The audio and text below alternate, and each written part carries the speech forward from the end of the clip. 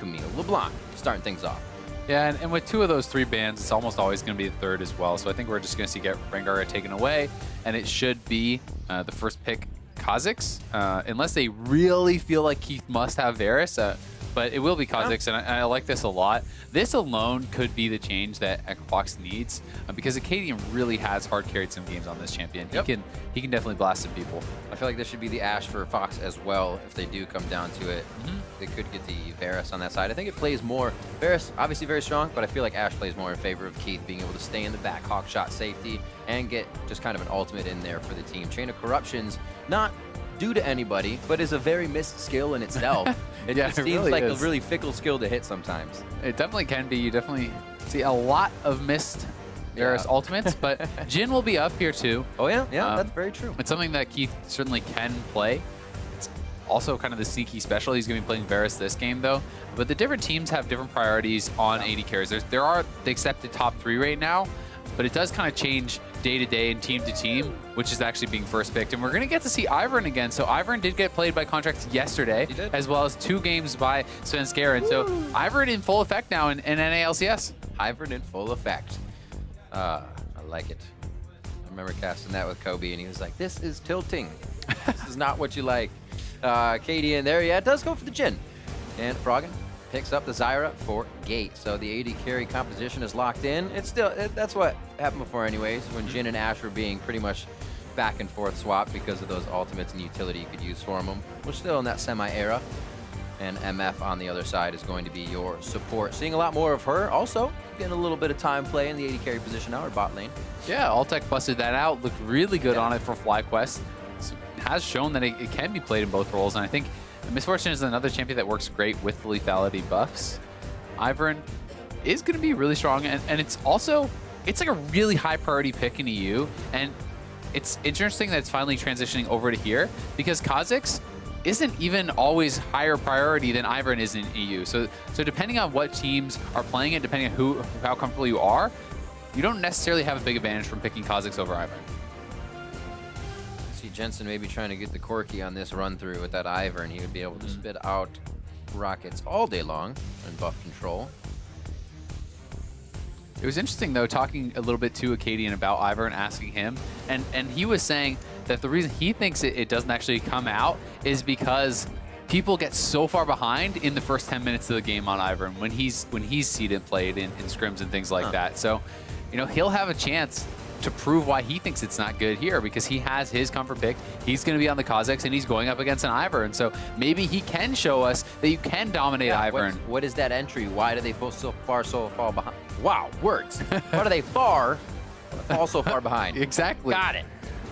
Because a lot of the time, honestly, I'm seeing the Ivern get ahead. I'm seeing the Ivern up in levels, him taking away and controlling the buffs and the enemy jungle. So the Corki gets banned out. Jensen may just have to go back to that Syndra. I'm sure he's not too sad about that. Easily controlling the mid lane with that pick. Very, very safe for him. And it also gives Contractz some time to just farm it up. Make sure you can focus on some other lanes if necessary. One thing we could see here from Froggen is actually TF. He has done very well on it. A couple games that is available. Not sure if he's going to feel comfortable playing TF into the Syndra, because I think that could be kind of a rough matchup for the TF, but you could probably farm it out. You know, he does obviously have other options as well, you know, Orianna, things like that, pretty standard. But TF has worked well for Echo Fox and for Froggen in particular, because since their kind of resurgence, them starting to do better last week and in some of the games this week, it has really looked good, and there it is. I like it. So going to be Shen here for Cloud9. I actually thought, once you said TF, I was like, ooh, Shen, maybe too? You could do a lot of globals with that. They already run the 2 teleports, and then you have some Stand United and a Gate, so, well, double Gate, if you will. It is a good point, because the Shen being available kind of limits where you can go and get those numbers advantage on TF.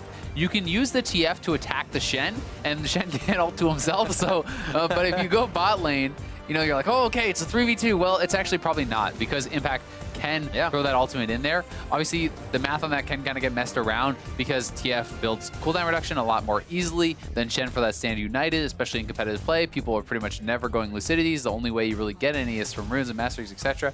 So it can be up quite often. But I'd like to see Froggen continually trying to make plays and trying to do things, and it could end up being Akaadian and Froggen trying to get aggressive and take over Contractz jungle. And maybe this is how they're saying they're going to put that Ivern behind. There it goes. Rapid fire Froggen. Bring it out once again. Hey, it's worked a couple times. Get those extended range gold cards out and let Akaadian finish them off. It's fun to hear the different opinions on builds like that as well from pro players, as well as from, you know, analysts and everything. It's like, you know, some people are saying, you know, it's great. Some people are super tilted by it. Jad, I know, thinks it's awful. But a lot of people think it's fantastic, and it is working well for Froggen. So it can be hard to argue with the results. I think that was the limiter, though. That was the qualifier for analyst stats. Was it's good for Froggen. Yeah. It's good for the play style, the way they want to go in, the way they kind of almost not hesitate on those attacks, but want to be in and out on their attacks we see from Echo Fox. They're always walking away with the enemy has sliver of health, but maybe able to cancel it out with that rapid fire Froggen. And Kha'Zix following up. Now with the Nautilus as well, a bit more tank towards the top lane. That was Looper on Poppy last time, trying to put up the damage. He's going against Impact's Shen, who got Player of the Game in game number 1. This is number 2. Player of the Game award is up for grabs, and we'll see what happens as we come in here. Fox looking to hold this series to a game 3 here. I really want to track the jungle this game, see how Akaadian is able to perform against Contractz on the Ivern. And Contractz hasn't shown us a lot of Ivern yet. I'm sure he's been practicing it quite a bit, bringing it out in competitive. But this is only his second competitive Ivern game.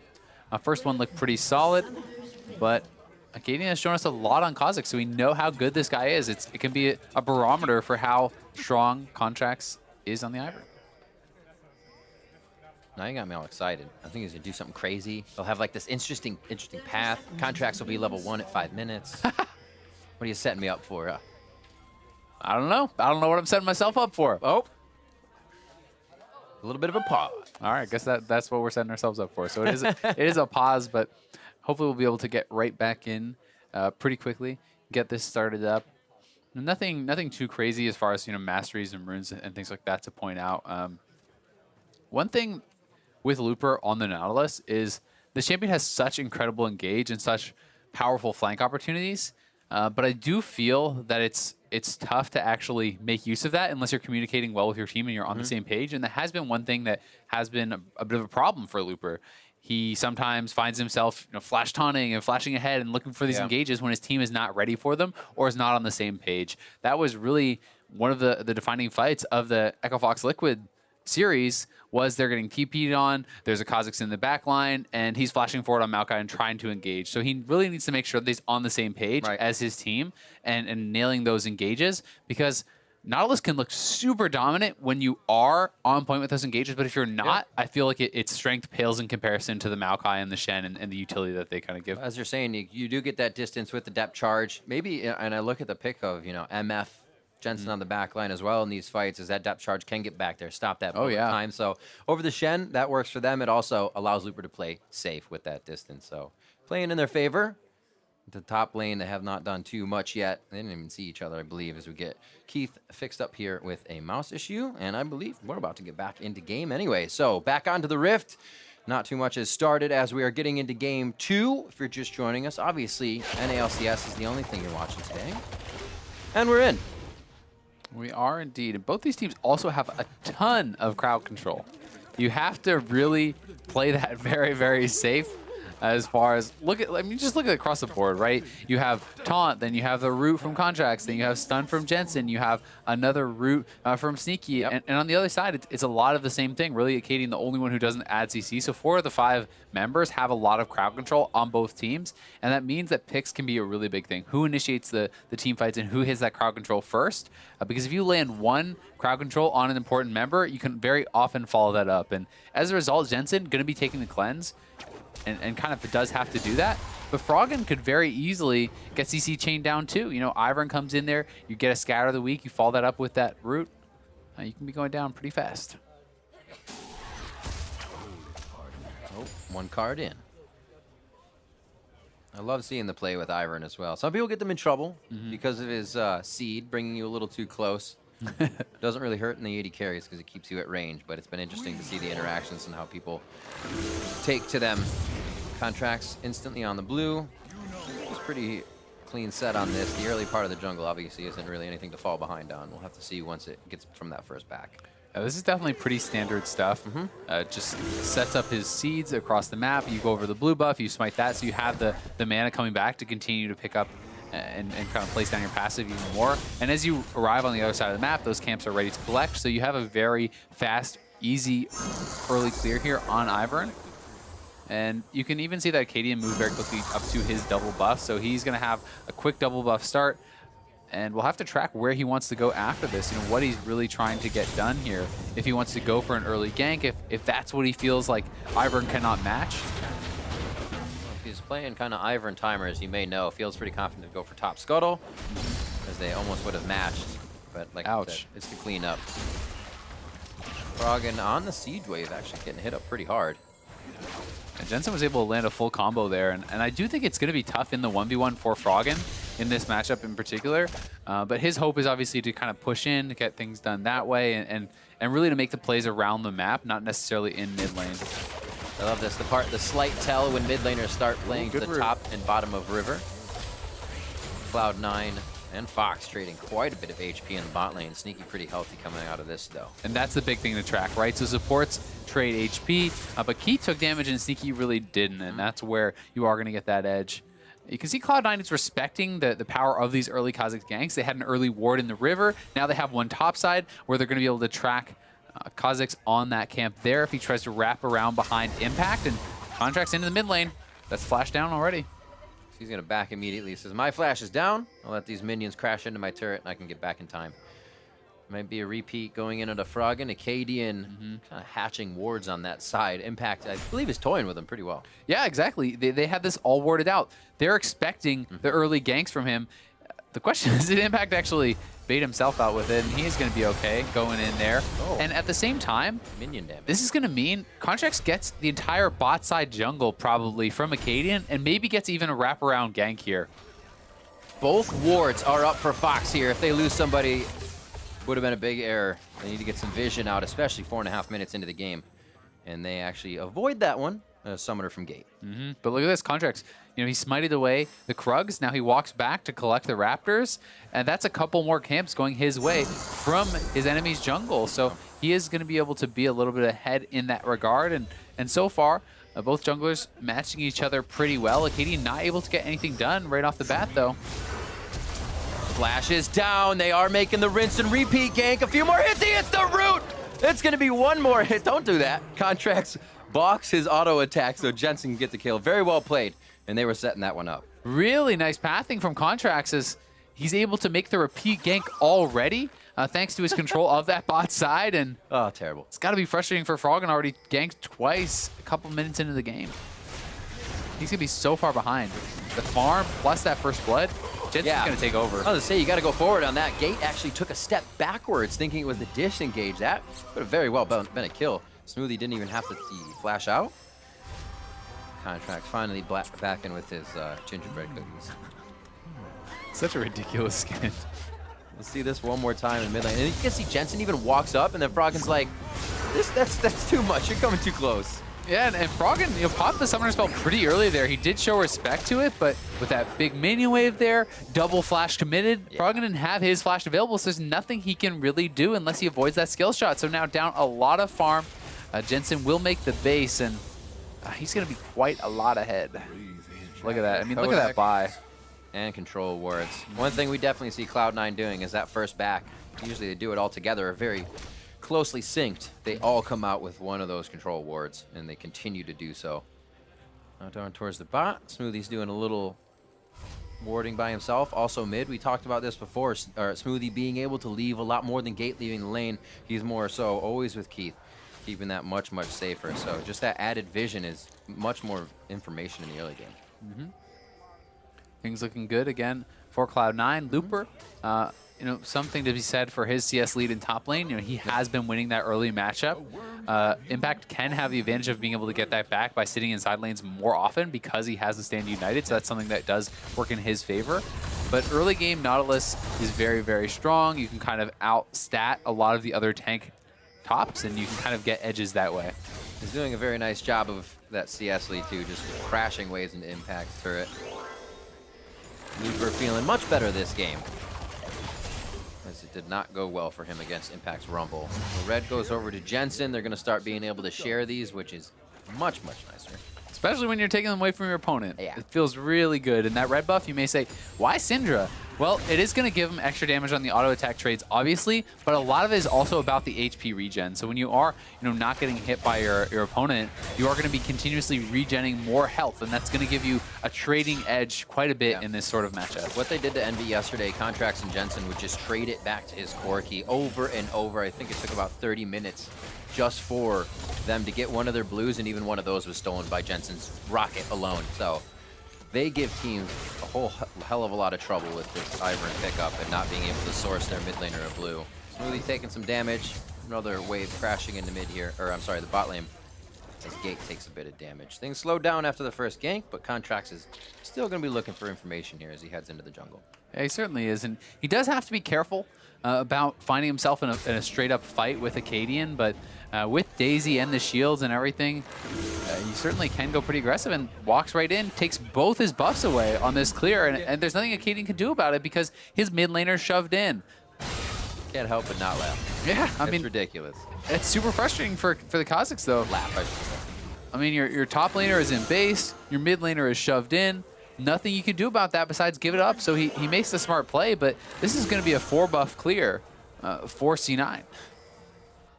Contractz making this Ivern pickup look much more juicy here. But I wonder how many people have actually looked at this in the NALCS. We keep going for Rengar, we keep going for Rek'Sai. Even Lee gets in there for a few teams in Elise. Well, if they haven't looked at it before this week, Kha'Zix. everyone is going to be practicing it this week. I mean, I honestly feel like people should have picked it up earlier. This is a champion that has been very strong for a long time and has been showcased in the EU LCS to great success. It was 12-3 in competitive play before it got shown in NALCS. So this is a champion that has been smashing, right? And the fact that people hadn't picked it up, I felt like was an error. And certainly now that TSM and C9 are picking it up, as soon as the top teams in a region pick something up, the other teams generally do follow after that. So I think we will see more and more of Ivern in the coming weeks. I don't think it's too much to, you kind of have to not base the composition around it, but know how to play around it, know what it's going to do.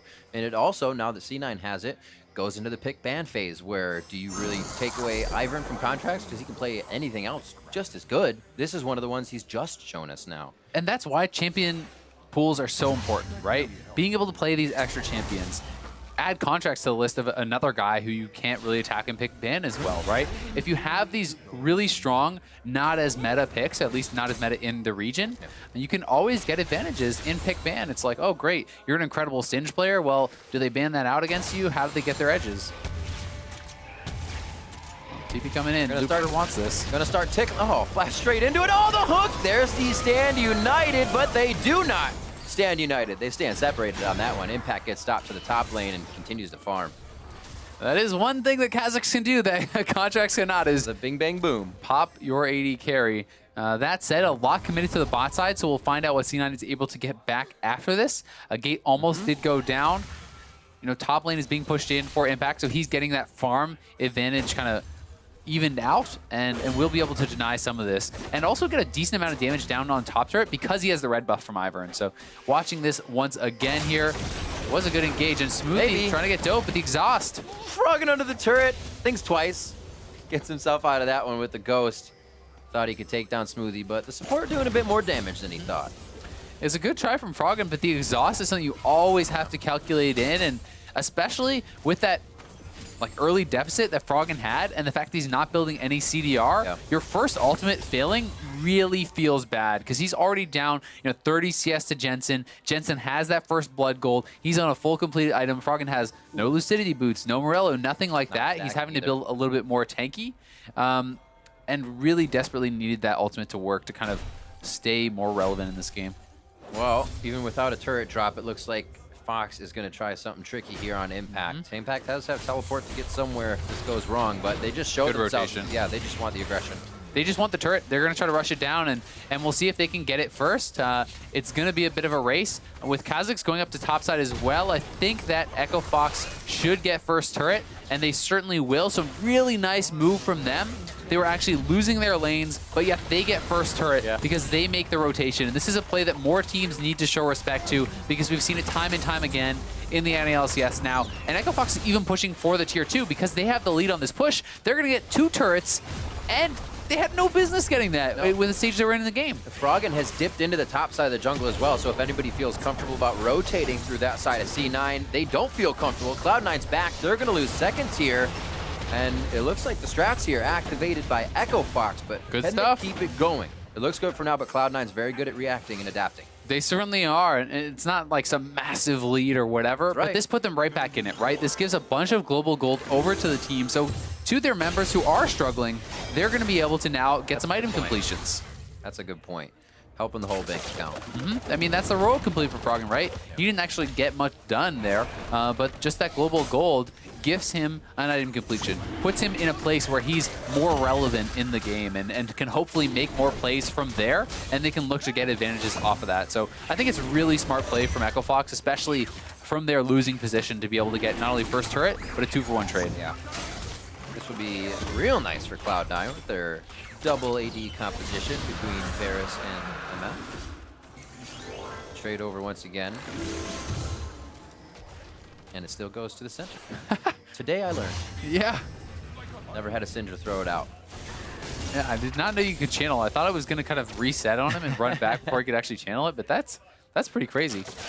Oh, Froggen. Oh boy. Ooh, a nice flash. We both got a ooh out of both of us. I don't think it's going to last very long though. Daisy's about to send him straight flying into the air. There it is. And Sneaky takes down Froggen. Yeah, and they had enough control there to gift it over to their AD, which is really nice. If you look at the farm advantages in bottom mid lane for C9, that's looking a little bit scary. So gifting a kill over there to Sneaky 2 means he's going to be way up in gold and in power. Nice catch though. Hello, good day. Smoothie didn't see him standing there and no longer is standing there himself. Jensen is dodging out the curtain call.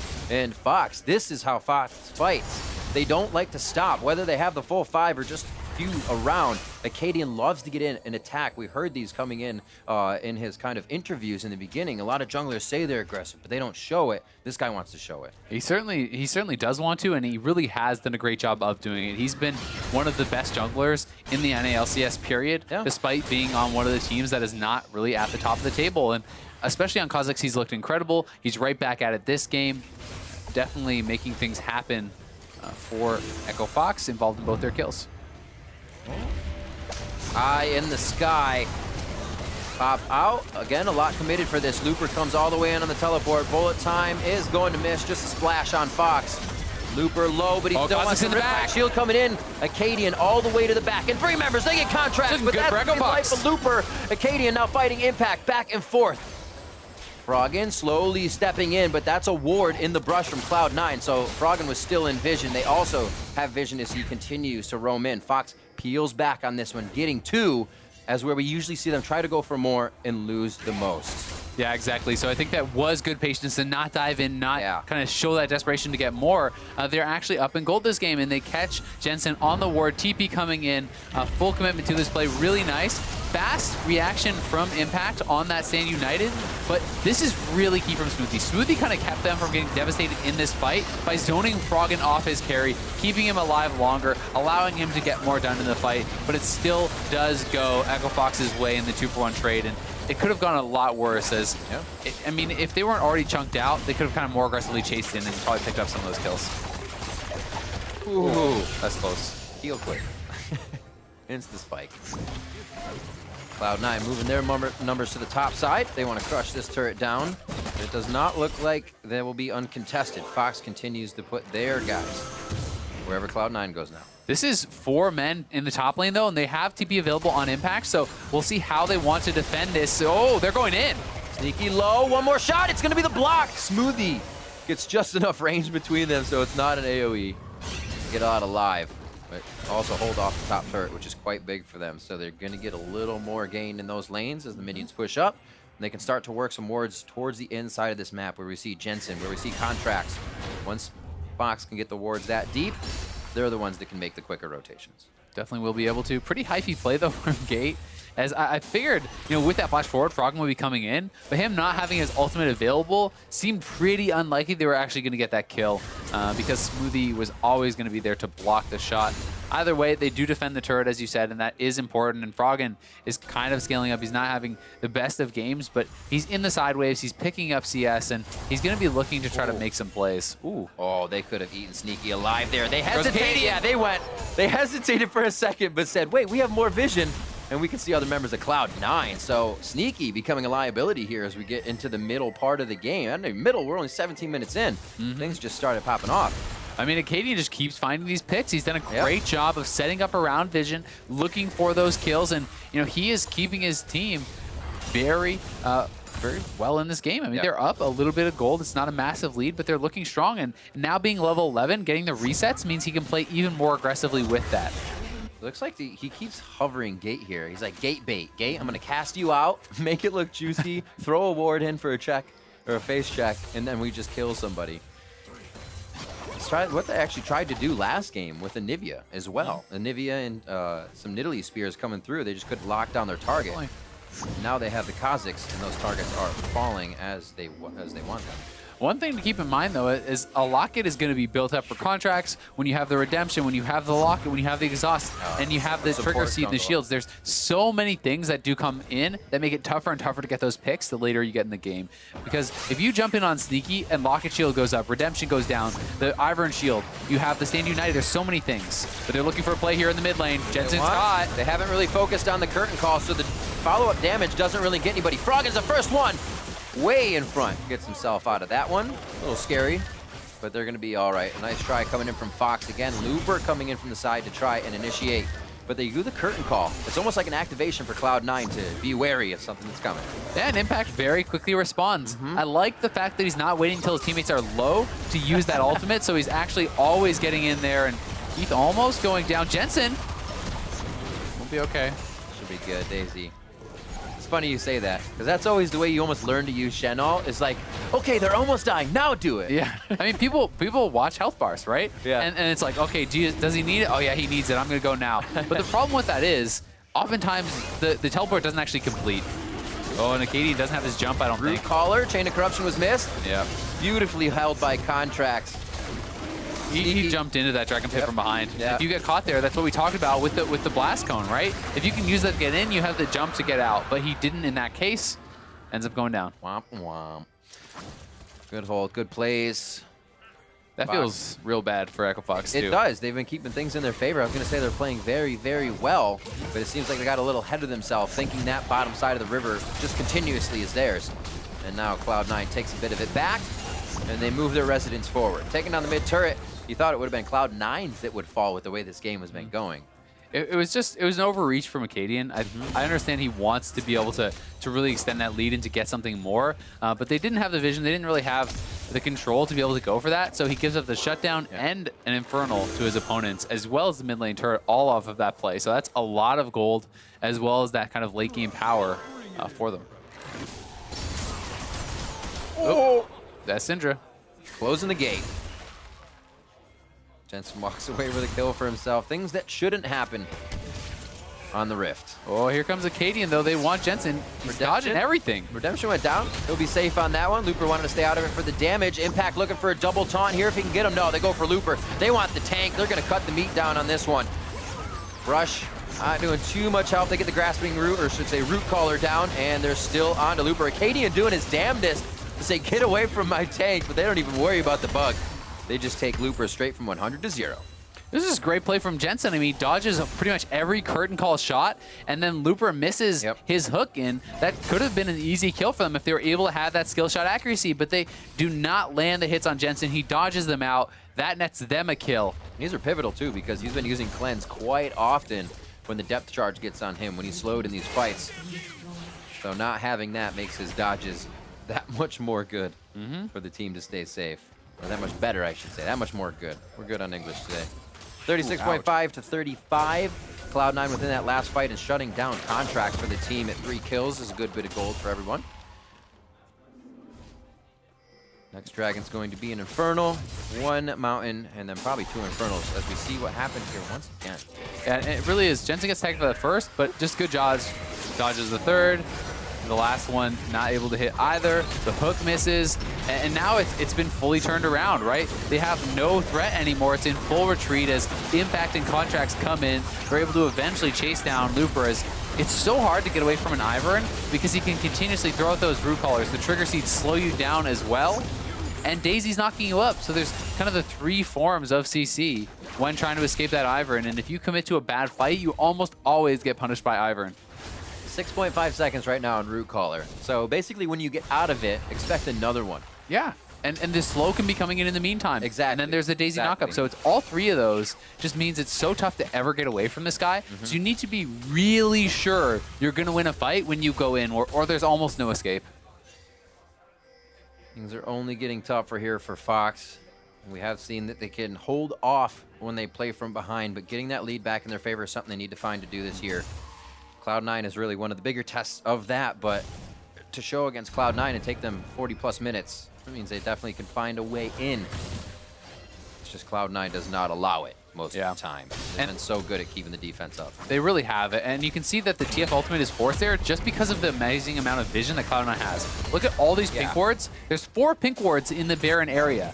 So Echo Fox has no idea if they were on it. And there's also bushes on it, so they had to actually pop the TF ult just to see if they were doing Barons. So that's one of their big playmaking abilities, taken away just like that.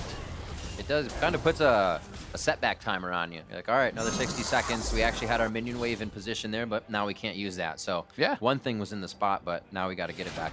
And C9 can always threaten this Baron. They can just keep moving over there, and if you don't have a blue trinket or a TF ult or something, you have to be able to face check it, and you're not going to get away with that against Cloud9. I mean, look how scared they have to be. Cloud9 isn't on the Baron, but they could be, right?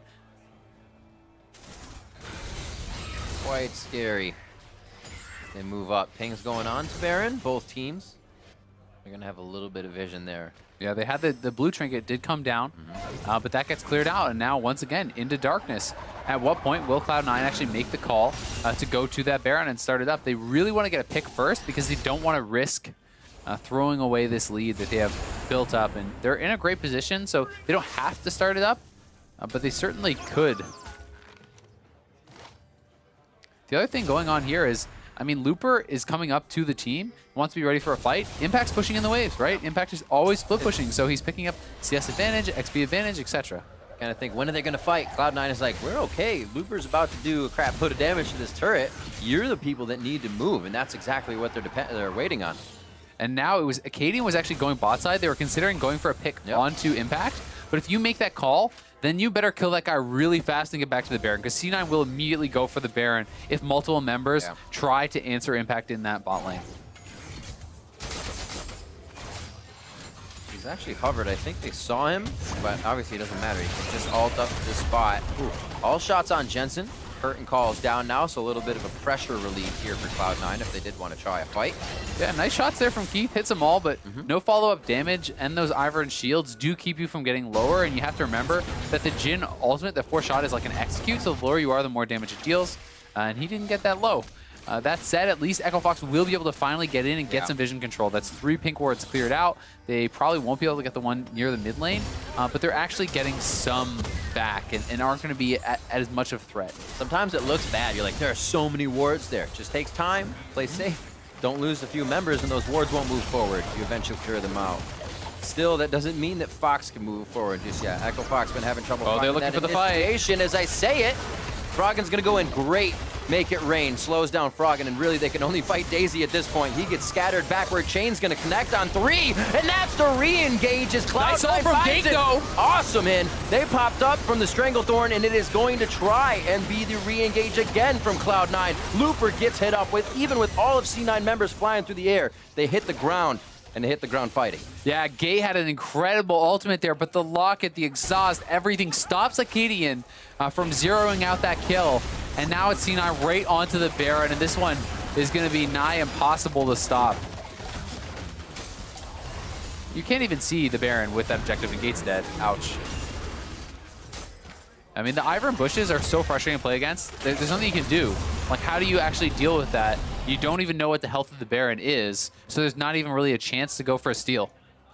Ridiculous. We'll see it here again. And as I'm saying, kind of Fox cleared out those wards. They feel confident. Let's do it. They're grouped up. Let's hit them. And here is that fight once more time.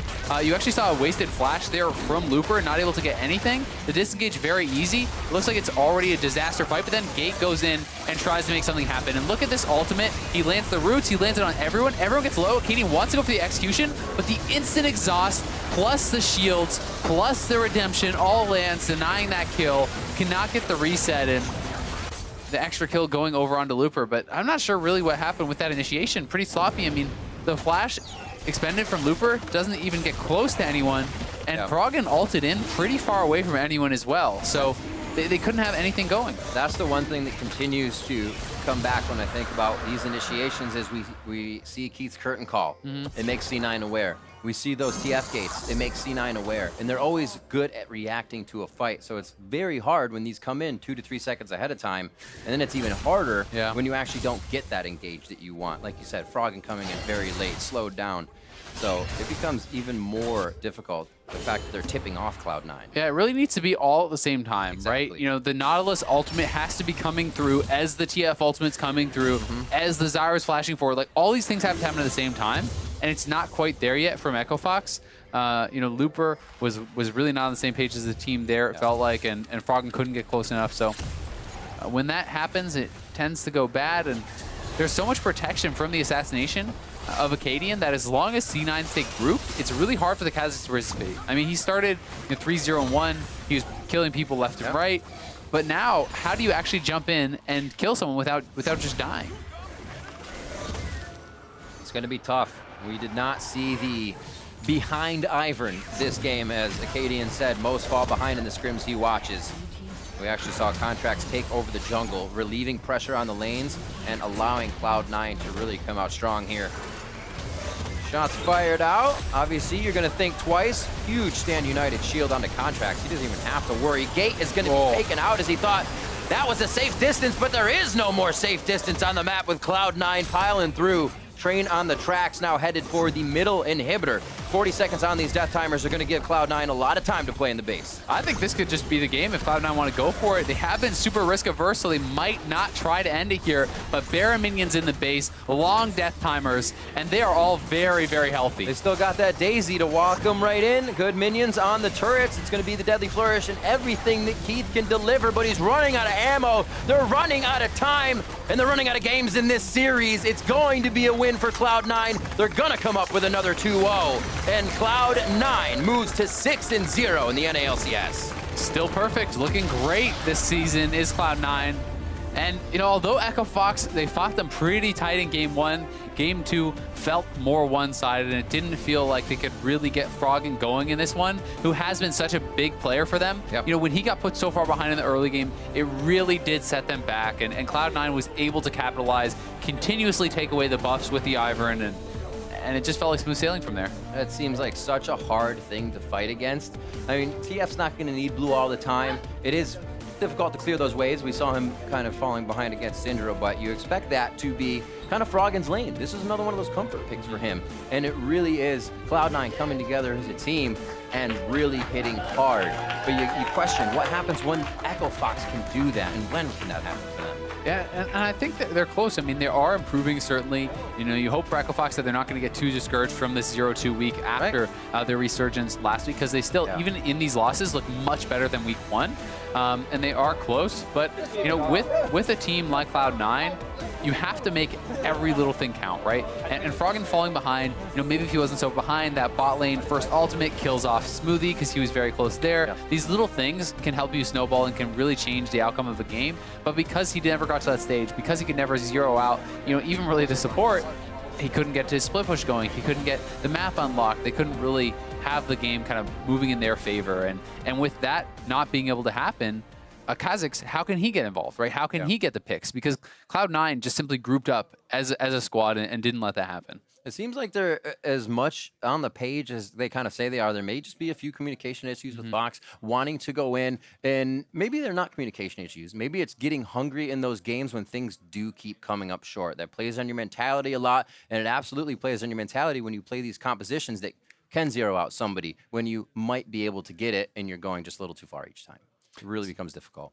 It certainly is, but Looper, I definitely think he needs to work a little bit better with his team for them to take that next step. But still, they are improving, and there's a lot of positives to take away from them. Different comps as well. They're coming through picks and bans with different things. They're trying to work around the fact that they're looking to ban out Froggen, and Nivea gets hit there. But they're definitely making sure Froggen doesn't get the champs he can super carry the games on. We see how troublesome it is for the Nivea, and teams recognize that. So, I don't know. Maybe more in the pool for Echo Fox. It's hard to say when you're already 2 weeks in and you're kind of working the compositions of the meta. We will have to see. For a breakdown on that series, let's check in with our analysts.